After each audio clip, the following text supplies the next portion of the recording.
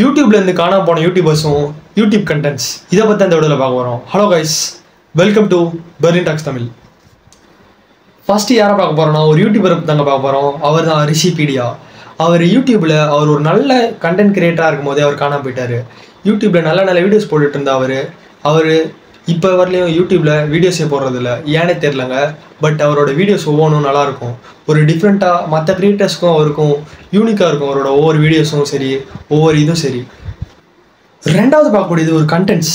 ஒவ்வொரு கண்டென்ட் ஒவ்வொருத்தருக்கு யூனிக்காக இருக்கும். ஒரு சிலர் இன்ஃபர்மேஷன் கொடுப்பாங்க, ஒரு சிலர் விளையாடுறத பாடுவாங்க. அந்த மாதிரி ஒவ்வொருத்தர் ஒவ்வொரு கண்டென்ட் போடுவாங்க. அதில் கேமிங் கண்டென்ட் ஒரு காலத்தில் ரொம்பவே பீக்கில் இருந்துச்சு. அது கோவிட் டைம் நம்ம எல்லாருமே பார்த்துருப்போம். கேமிங் சேனல்ஸ் டக்கு டக்குன்னு வளர்ந்துச்சு. ஒரே வருஷத்துலேயே 3 லட்சம் சப்ஸ்கிரைபர், 5 லட்சம், 10 லட்சம்ட்டு நிறைய சப்ஸ்கிரைபர் டக்கு டக்குன்னு வந்துச்சு. பட் இப்போ அந்த கேமிங் சேனல்லாம் வளர்ந்துட்டு இருக்கான்னு கேட்டால் இல்லை. அதுக்கான ரீசன் என்னன்னா, அவங்க ஒரே ஒரு கேமை நம்பி வீடியோ போட்டிருந்தாங்க. ஏன் கேமிங்ன்றது ஒரு கேமிங் பார்த்தீங்கன்னா ஒரு விஷயம் இல்லை.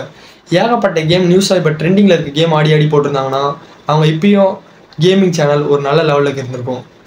மூணாவது டைப் ஆஃப் கண்டென்ட்.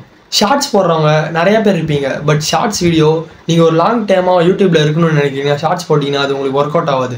ஏன்னா யூடியூப் ஷார்ட்ஸை ஒரு ஷார்ட் டைம்லேயே டக்குன்னு பீக் கூட்டு போய்ட்டு டக்குன்னு கீழே இருக்கிறோம்.